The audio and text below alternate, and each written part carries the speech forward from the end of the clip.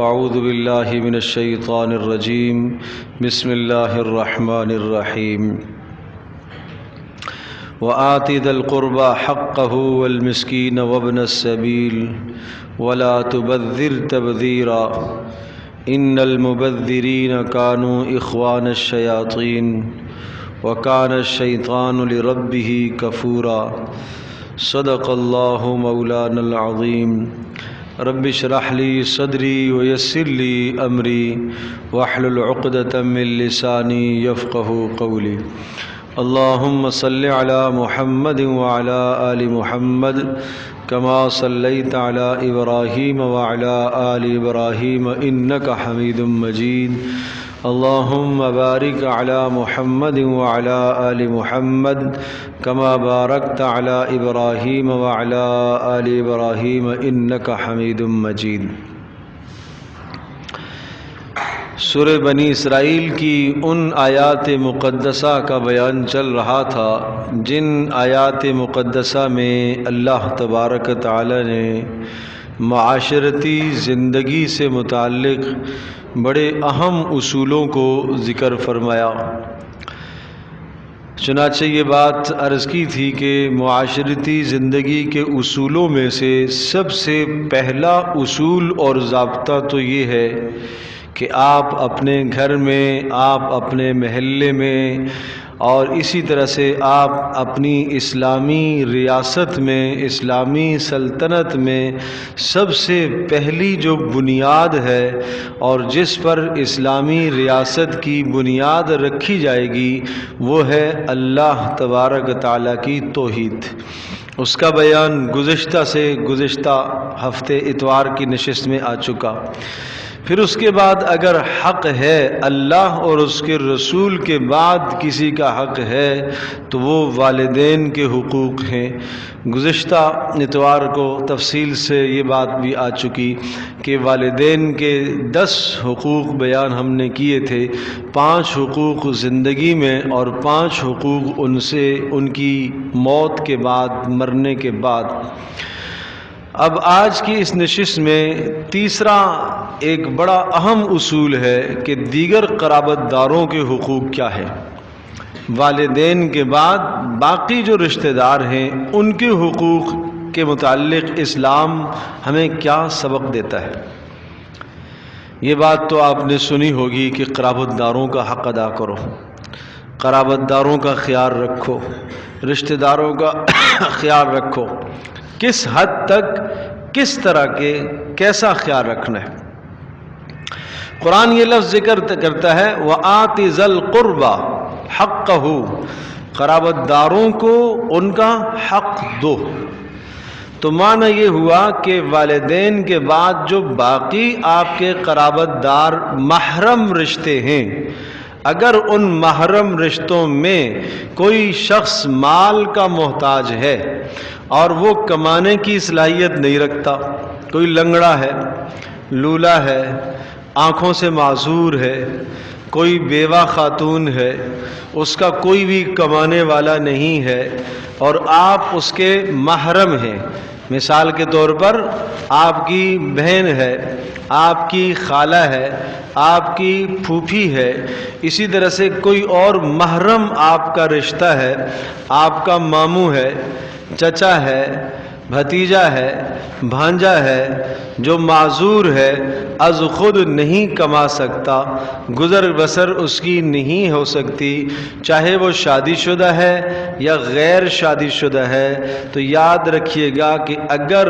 وہ کمانے سے معذور ہے، چاہے وہ مرد ہے چاہے وہ عورت ہے، تو اقربا کے ذمے فرض ہے، واجب ہے کہ اس کی مالی اعانت اور امداد اپنی استطاعت اور حیثیت کے مطابق کرے۔ نہیں کریں گے تو گناہگار ہوں گے۔ اپنی حیثیت اور استطاعت کے مطابق اس کی مالی امداد کریں اور اس کا انتظام کرنا چاہیے۔ خاندان میں اگر ایک آدمی ایسا ہے جو کمانے کی صلاحیت نہیں رکھتا اور وہ ضرورت مند بھی ہے اور اس کے پاس مال کی کوئی صورت نہیں ہے، اور وہ آپ کے خاندان کے 10 افراد ایسے ہیں جو کمانے کی صلاحیت رکھتے ہیں، آپ 10 افراد سر جوڑ کر بیٹھیں، اس ایک کی فکر کریں، اور 10 نہیں بیٹھتے 5 بیٹھیں، اس ایک کی فکر کریں۔ سب سے آپ نے بات کی ہے، کوئی ماننے کو تیار نہیں، کوئی دینے کو تیار نہیں، آپ کے پاس جو گنجائش بنتی ہے آپ اپنا فرض ادا کریں۔ اسلام آپ کو کبھی یہ نہیں کہے گا کہ آپ اتنا دیں کہ آپ کے اپنے گھر سے بھی نکل جائے سارا کچھ، آپ اپنے اوپر جبر کر کے دیں، نہیں، آپ اپنی خواہشات کو تھوڑا سا کم کر لیں، آپ اپنی ضروریات کو پورا کریں۔ کتنا دیں؟ قرآن کہتا ہے قُلِ الْعَفْوَ، جو اضافی مال آپ کے پاس ہے، جو لذتوں پر آپ خرچ کر رہے ہو، اس مال میں سے کچھ حصہ نکال کے اس حاجت مند کو دے دو۔ اور یہاں خرچ کرنا میں نے کیا عرض کیا کہ کیا ہے؟ فرض، یہ ضروری ہے۔ قرآن کہتا ہے وَآتِ ذَا الْقُرْبَى حَقَّهُ۔ راستے میں کسی آدمی نے آپ سے کھانا طلب کیا ہے، قرآن کہتا ہے وَالْمِسْكِينَ وَابْنَ السَّبِيلِ، مسکین کو بھی اس کا حق دو، مسافر کو بھی اس کا حق دو۔ راستے میں کسی آدمی نے آپ سے کھانا طلب کیا ہے اور وہ بھوکا ہے، آپ دیکھ رہے ہیں کھانا مانگ رہا ہے اس وقت، بسا اوقات تو پیشہ ور ہوتے ہیں، لیکن آپ دیکھ رہے ہیں یہ کھانا طلب کر رہا ہے، وہ بھوکا ہے، کہتے مجھے کھانا کھلا دو، کہہ رہا ہے مجھے پیسے نہیں چاہیے، بھوک لگی ہوئی ہے، تو آپ رک جائیں، تھوڑا سا آپ تأمل کریں، توقف کریں، آپ ہر مانگنے والے کو پیشہ ور نہ سمجھیں۔ اس نے کھانے کا آپ سے سوال کیا ہے، پیسے کا سوال نہیں کیا۔ آپ توقف کریں، آپ سوچیں، ایک لمحے کے لیے رکیں کہ واقعتاً اگر وہ حاجت مند اور بھوکا ہے، اس نے کھانے کا سوال کیا ہے، تو وہاں سے کھانا لے کے اسے کھانا کھلا دیجیے۔ کسی کھانے والے کی جگہ پر کھانے کی جگہ پر بٹھا کر اسے کھانا کھلا دیجیے، اپنے ساتھ گھر لے جائیے، جو صورت آپ سے ممکن بن پڑتی ہے وہ آپ کر گزریے۔ کھانے کے سوال کو آپ نہ روکیے، کوئی کھانے کا سوال ہی آپ کے پاس آتا ہے تو اس کا حق یہ ہے کہ اگر وہ بھوکا ہے اسے کھانا کھلائیے، اور اگر آپ نے دیکھا ہے کہ وہ بھوکا ہے اور حاجت مند ہے اور وہاں کوئی اور کھانا کھلانے والا بھی نہیں ہے اور آپ کھانا کھلانے کی صلاحیت رکھتے ہیں اور آپ نے نہیں کھلایا، تو آپ گناہگار ہیں، آپ گناہگار ہیں۔ آپ کا کیا خیال ہے کہ گناہ صرف اسی چیز کا نام ہے؟ کوئی آدمی چوری کرے تو گناہ ہے، کوئی آدمی زنا کرے تو گناہ ہے، کوئی آدمی کسی پر ڈاکہ ڈالے تو گناہ ہے؟ یہ بھی گناہ کا کام ہے کہ ایک حق والے کو آپ نے اس کا حق نہیں دیا۔ قرآن جو کہتا ہے کہ حق والے کو اس کا حق دو، یا آپ نے اس کا حق نہیں دیا۔ کوئی مسافر آپ کو نظر آیا راستے میں، اس نے آپ کو بتایا کہ بھائی میں سفر میں تھا، سامان میرا لٹ گیا ہے، آپ تحقیق کر لیں، تھوڑی سی توقف کریں، رکیں اس کے پاس، اس کی ضرورت کو آپ دیکھیں۔ راستے میں آپ نے چلتے چلتے دیکھا کسی آدمی کی گاڑی ہے، گاڑی خراب ہو گئی ہے، موٹر سائیکل پہ ہے، موٹر سائیکل اس کی خراب ہو گئی ہے، کوئی اس کی حاجت ہے، کسی بھی قسم کی ضرورت ہے، آپ اس کا حق ادا کریں۔ یہ آپ سے کسی حق کا مطالبہ کر رہا، ضروری نہیں ہے کہ پیسے ہی دیں اس کو، آپ جانی مدد بھی تو کر سکتے ہیں، آپ کھڑے وہاں اس کے پاس کھڑے ہو سکتے ہیں۔ اسی طرح سے آپ کے قرابت داروں میں، اعزاء اور اقربا میں ایک آدمی، کوئی عورت بیوہ ہو جاتی ہے، مال پیسہ اچھا ہے، شوہر نے پیسہ بہت چھوڑا ہے، کافی وافر مال ہے، لیکن اسے نگہداشت کی اور حفاظت کی ضرورت ہے، آپ اس کا خیال رکھیں۔ اسے باہر سے سودا سلف لا کر دینے کی ضرورت ہے، اس کا اب حق یہ ہے کہ باہر سے اس کو سودا سلف لا کر دیا جائے اور اس کی ضرورت کو پورا کیا جائے۔ یہ قرآن کیا کہہ رہا ہے کہ وَآتِ ذَا الْقُرْبَى حَقَّهُ، کہ قرابت دار کو اس کا حق دو، جو اس کا حق بنتا ہے اس کا حق دو۔ اچھا مانا ٹھیک ہے، یہ بھی نہیں ہے، مال کا محتاج بھی نہیں ہے، جسمانی مدد کا محتاج بھی نہیں ہے، غموں اور پریشانیوں میں گرا ہوا ہے، مصیبتوں میں گرا ہوا ہے۔ قرآن کہہ رہا ہے اس کا حق دو۔ اس وقت اس کا حق یہ ہے آپ اسے دو جملے کہیں جن دو جملوں سے اس کو تسلی ہو جاتی ہے، یہ اس کا حق ہے۔ مصیبت آئی ہے نا اس کے گھر میں، آپ کہیں نہیں میں تو نہیں جاؤں گا اس لیے کہ میری مصیبت میں تو وہ نہیں آیا تھا۔ بھائی آپ کی مصیبت میں وہ نہیں آیا تھا تو اس کا مطلب یہ ہوا کہ اس نے آپ کا حق ادا نہیں کیا تھا، اس نے اللہ کا حکم پورا نہیں کیا تھا۔ تو کیا اس نے جب اللہ کا حکم پورا نہیں کیا تھا تو آپ بھی اللہ کا حکم پورا نہیں کریں گے؟ نہیں، ہم تو کریں گے۔ اس نے اگر نماز نہیں پڑھی تھی تو ہم بھی نماز نہیں پڑھیں گے کیا؟ تو قرآن یہ کہہ رہا کہ آپ اس کا حق دیں۔ میں عرض کر رہا ہوں مال کا وہ محتاج نہیں ہے، جسمانی مدد کا محتاج نہیں ہے، لیکن کوئی پریشانی گھر میں آ گئی ہے، فوتگی ہو گئی ہے، کوئی غم آ گیا ہے، کسی بھی قسم کی تکلیف اس کے گھر میں آئی ہے، آپ کے دو چار جملے کہنے سے اسے تسلی ہو سکتی ہے۔ اس وقت وہ حق یہ مانگ رہا ہے، اس کے لیے آپ تسلی کا کلمہ کہیے اور اسے تسلی آپ دیجئے، یہ اس کا حق ہے۔ یہ ہے وَآتِ ذَا الْقُرْبَى حَقَّهُ، قرابت داروں کو ان کا حق دیا کرو۔ اللہ اکبر، کہاں آج ہم حق دیتے ہیں؟ اسلام ہمیں یہ سمجھاتا ہے، بڑی اچھی طرح سے یہ بات سمجھ لیں، اسلام ہمیں یہ سمجھاتا ہے کہ جو آپ، یہ اللہ نے جو آپ کو ہاتھ دیے ہیں، جن ہاتھوں سے آپ کمائی کرتے ہیں، جو آپ مال کماتے ہیں، یہ مال آپ کہاں خرچ کریں؟ اس مال کے مصارف کیا ہیں؟ یہ مال آپ اپنی ضرورت پر خرچ کریں، ٹھیک ہے؟ یہ مال آپ اپنے ماں باپ پر خرچ کریں، صدقے کا ثواب ہے۔ یہ مال آپ اپنی بیوی اور بچوں پر خرچ کریں، صدقے کا ثواب ہے، یہ بھی صدقہ ہے۔ اب آپ اپنے مال کے احاطے کو اور اپنے مال کے خرچ کرنے کے دائرے کار کو تھوڑا سا بڑھائیں، آپ تھوڑا سا بڑھائیں، آپ گرد و نواح میں بھی خرچ کریں، قرابت داروں پر خرچ کریں۔ قرابت داروں پر خرچ کرنے کے بعد آپ کے پاس مال بچتا ہے، دیگر غرباء کو دیکھیں، ان پر آپ مال خرچ کریں۔ ان پر خرچ کرنے کے بعد آپ کے پاس مال بچتا ہے، آپ مسافروں پر خرچ کریں۔ وہاں بھی خرچ کرنے کے بعد آپ کے پاس مال بچتا ہے، کسی اور نیک کام میں، خیر کے کام میں مال لگائیں، وہاں آپ خرچ کریں۔ یاد رکھیے یہ جتنی بھی جگہوں پر آپ نے مال لگایا ہے یہ سب کے سب خیر کے کام ہیں۔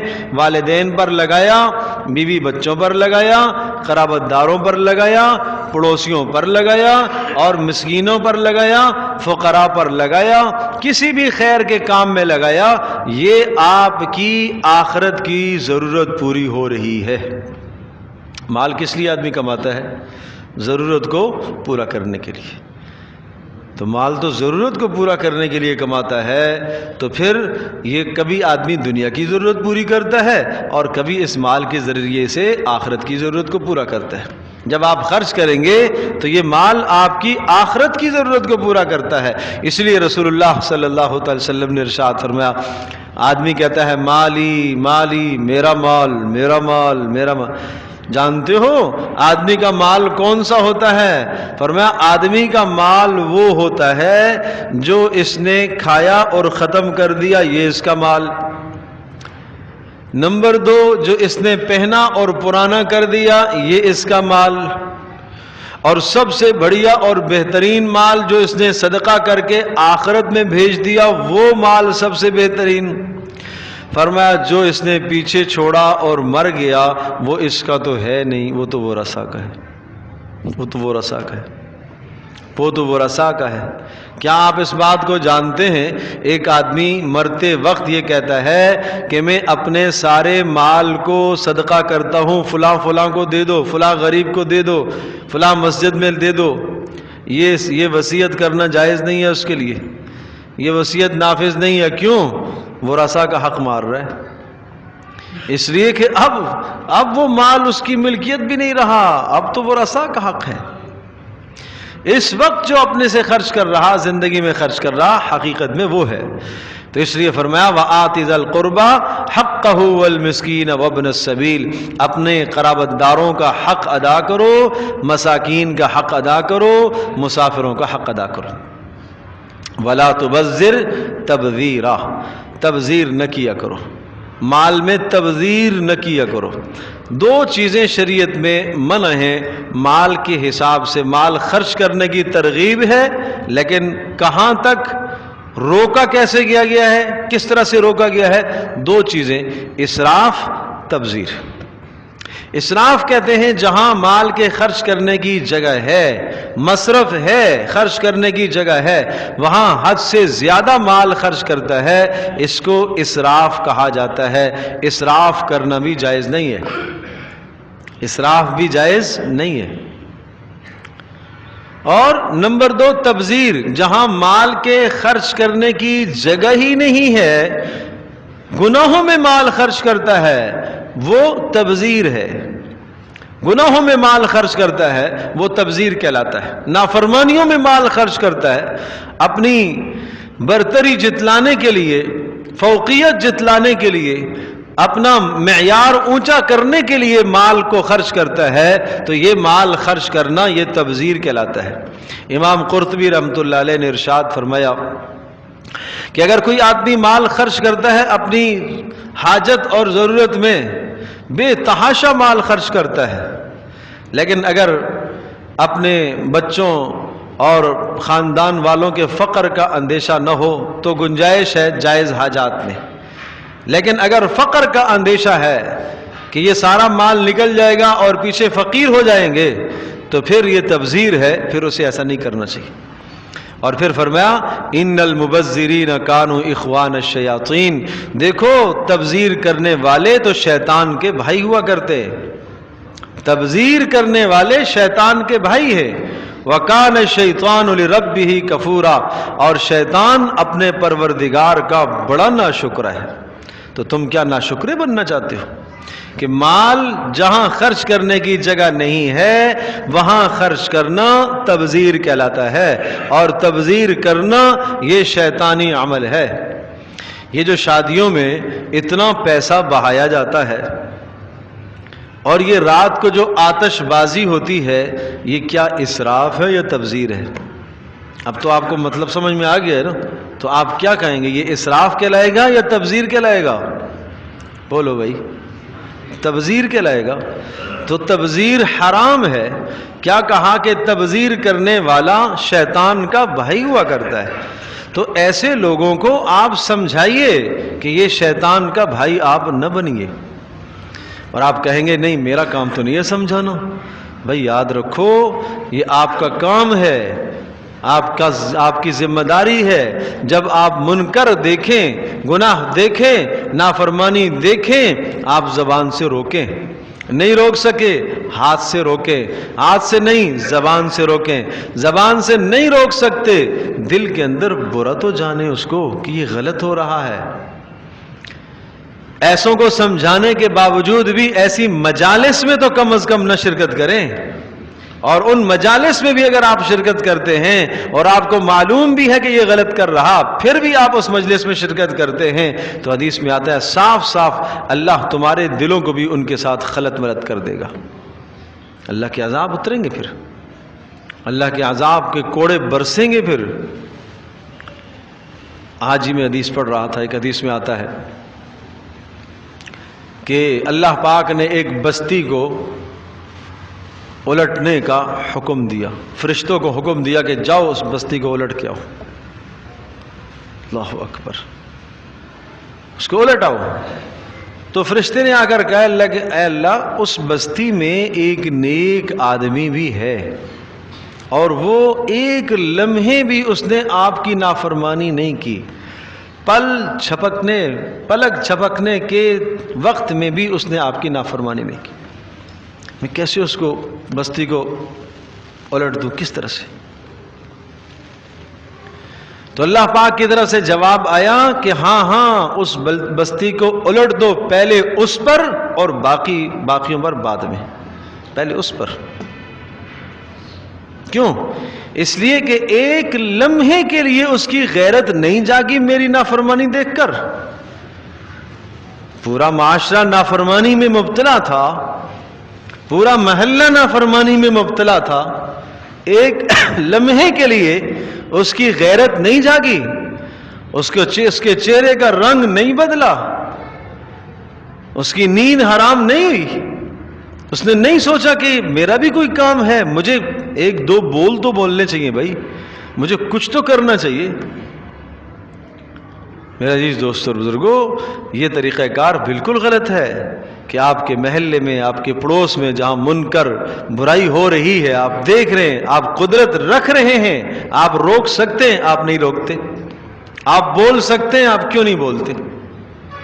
ہاں، جہاں آپ کو خدشہ ہے کہ اس بولنے سے بڑا فتنہ کھڑا ہو جائے گا، ابھی جو برائی ہے وہ تھوڑی ہے، لیکن اگر میں منع کروں گا تو اس سے بڑا فتنہ برپا ہو جائے گا، پھر چھوڑ دو، پھر وقت کا انتظار کرو، اگلے وقت میں جا کے سمجھاؤ، پیار سے، محبت سے، اخلاق سے سمجھاؤ، اخلاق سے سمجھاؤ، طریقہ کار اختیار کرو۔ تو یہ بات ہے کہ ایسے مواقع پر پھر کم از کم آدمی کو شرکت تو نہیں کرنی چاہیے، جہاں کھلم کھلا اللہ کی نافرمانی ہو، تبذیر ہو، مال کو بے جا بہایا جائے، بے جا مال کو ضائع کیا جائے، ایسی مجالس میں شرکت نہ کیا کرو۔ تو کہا وَآتِ ذَا الْقُرْبَى حَقَّهُ وَالْمِسْكِينَ وَابْنَ السَّبِيلِ، کہ قرابت داروں کو ان کا حق دیا کرو۔ میں نے عرض کیا مال کے محتاج ہیں، مال کا حق ادا کرو، جانی خدمت کے محتاج ہیں، جانی خدمت دو، اسی طرح سے ذہنی محتاج ہیں، وہ آپ کی تسلی کے بول جملے کے محتاج ہیں، وہ جملے ان سے بولو جن سے ان کو سکون ملتا ہو، یہ ان کا حق ہے۔ یہ حق مسکین کے ساتھ بھی ہے، یہ مسافر کے ساتھ بھی ہے، یہ حق قرابت دار کے ساتھ بھی ہے، یہ حق محلے دار کے ساتھ بھی ہے، یہ حق پڑوسی کے ساتھ بھی ہے۔ اور مال خرچ کرنے میں حد سے تجاوز نہ کیا کرو، تبذیر نہ کیا کرو، بے جاہ مالوں کو مت ضائع کیا کرو، اس لیے کہ بے جا مال خرچ کرنے والا شیطان کا بھائی ہوا کرتا ہے۔ اللہ پاک ہم سب کے لیے سمجھنا عمل کرنا آسان فرمائے۔ الحمدللہ رب العالمین والصلاة والسلام علی سید الانبیاء والمرسلین وعلی آلہ وصحبہ امتی اجمعین۔ اللہم ارحمنا بالقرآن العظیم واجعلہ لنا اماما ونورا وہدا ورحمہ۔ اللہم ذکرنا منہ ما نسینا وعلمنا منہ ما جہلنا وارزقنا تلاوتہ آناء اللیل واطراف النہار واجعلہ لنا حجتا یا رب العالمین۔ اللہم استر عوراتنا وآمن روعاتنا۔ اے ارحم الراحمین، ہم سب کی اس نشست کو قبول فرما، ہم سب کے گناہوں کو معاف فرما۔ اے اللہ ان آیات پر ہمیں عمل کی توفیق نصیب فرما۔ اے اللہ قرابت داروں کے حقوق ادا کرنے کی توفیق نصیب فرما۔ اے اللہ ہمارے اعزہ اقربا رشتہ داروں میں جو حاجت مند ہیں، اے اللہ جس طرح کی ان کی ضروریات ہیں، ان کی حاجتوں کو پورا کرنے کی توفیق نصیب فرما، ان کی ضروریات کو پورا کرنے کی توفیق نصیب فرما۔ اے اللہ ہماری اس مجلس کو اپنی بارگاہ میں قبول فرما۔ اور صلی اللہ تعالی علیہ وسلم۔